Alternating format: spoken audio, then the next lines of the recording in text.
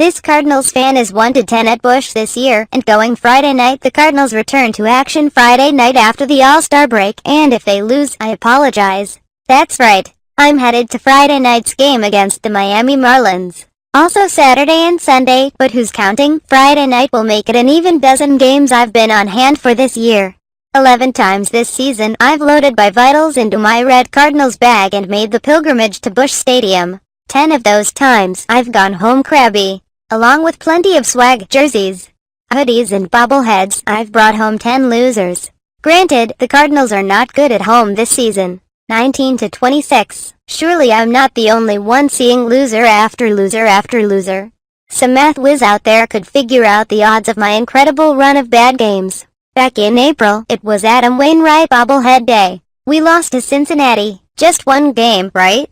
I returned on April 29th for hooded sweatshirt night against the Nationals. It was cold. Most of the 30,000 fans who got hoodies put them on shortly after walking through the gates. The bats were cold, too. The Cardinals lost. Pause current time 0-100, duration time 0-100, loaded 0% progress 0% 0-100, full screen 0-100, mute. That's alright. I went back for the Sunday finale on May 1st.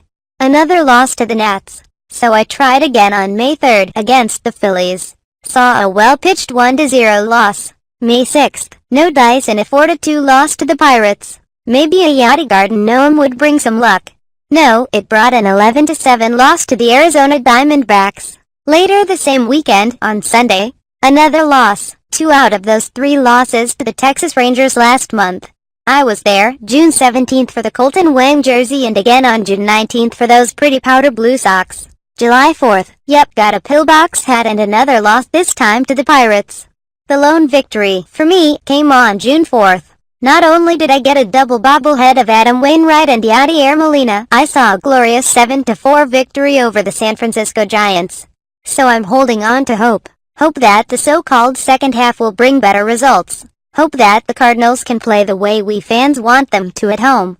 Hope that the beer is still good and cold. Who will fill Carpenter's role? The stakes, the Cardinals sit in 4th place in the play-in, wild card race behind the Dodgers, Mets and Marlins. New York is struggling with a litany of injuries, but the Marlins are trending the right way. They won their last 3 games before the break. As for the Cardinals, they are 19-26 at home and desperate to relocate their home field edge. Pitching for the Cardinals, Jaime Garcia, 6-6, 4.01 ERA. He owned the Marlins last season, winning his 2 starts while allowing just 1 earned run in 15 1/3 innings. But this season he has been alternately good and bad, and his last outing was bad, a 7-5 loss to Pittsburgh.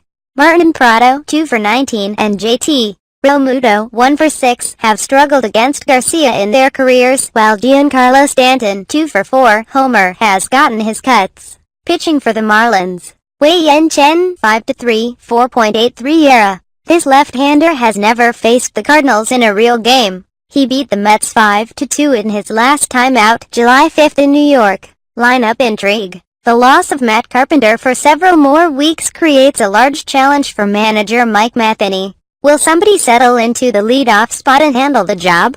Utilityman Greg Garcia probably has the hitting approach for that job, but doesn't Matheny want to get Colton Wang some extensive work at second base to get him on track? Bullpen intrigue. Trevor Rosenthal's leg strain turned out to be minor, so he should be good to go tonight. Will he remain in the setup role or will Matheny move him back into higher leverage work?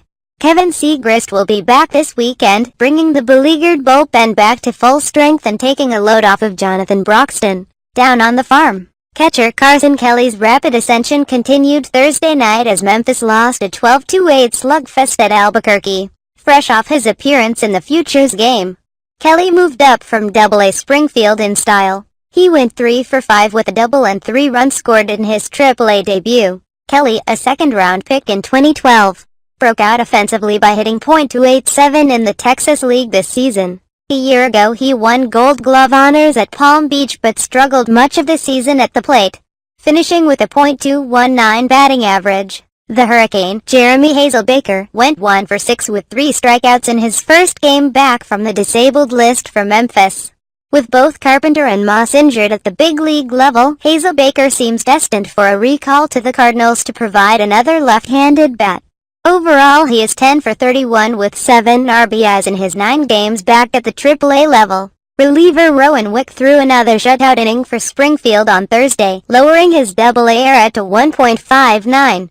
The former power-hitting outfielder has made a rapid and successful transition to pitching, striking out 7 batters in 5 2/3 innings at Springfield after striking out 37 in 24 2/3 innings at Palm Beach. Ian McKinney, 6-6, 4.54 ERA. He has suffered an abrupt downturn for Palm Beach, allowing 7 runs on 12 hits in 6 innings of an 8-6 loss to Clearwater after allowing 10 runs, 9 earned, in 5 1/3 innings at Lakeland. McKinney had a 3.28 ERA in his first 14 appearances this season. Peoria got great starting pitching from key prospect Sandy Alcantara, 1 earned run allowed, 7 strikeouts in 6 2/3 innings, and Jake Woodford, 4 shutout innings during a doubleheader sweep of Lansing on Thursday. Shortstop Delvin Perez is too good for the Gulf Coast League.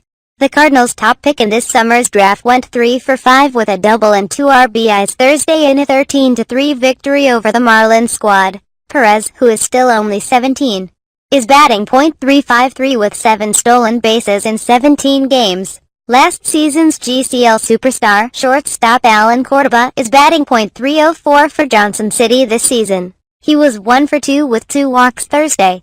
Cordoba, an international signing out of Panama, hit .342 in the GCL last season with an on-base plus slugging percentage of .822. Nick Whitgren adjusting to life with Marlins St. Louis WLFI. With the Major League Baseball All-Star break officially in the past, the second half of the season can begin. Many people in the greater Lafayette area are familiar with the name Clayton Richard, a McCutcheon grad who is currently on the best team in baseball, the Chicago Cubs. But there is another Maverick in the majors who is making an impact with the Miami Marlins. That's Nick Whitgren, who's in action Friday evening at Busch Stadium. Whitgren graduated from McCutcheon High School in 2009 and played collegiate ball at Purdue, becoming the program's all-time saves leader. Whitgren also helped the Boilermakers win the Big Ten regular season and tournament championship in 2012. 4 years later, Whitgren finds himself in the show. He made his debut with Miami on April 19, but following his first appearance with the Marlins, Whitgren was twice optioned to AAA New Orleans. This is now his 3rd stint with the team. It's been a crazy road trip, Whitgren said live on News 18 at 5. I mean, just going down and up, down and up. The good news for Whitgren: he's been in the majors the last 2 months and doesn't appear to be going anywhere. He said there's a big difference between AAA and the majors from the travel to the play.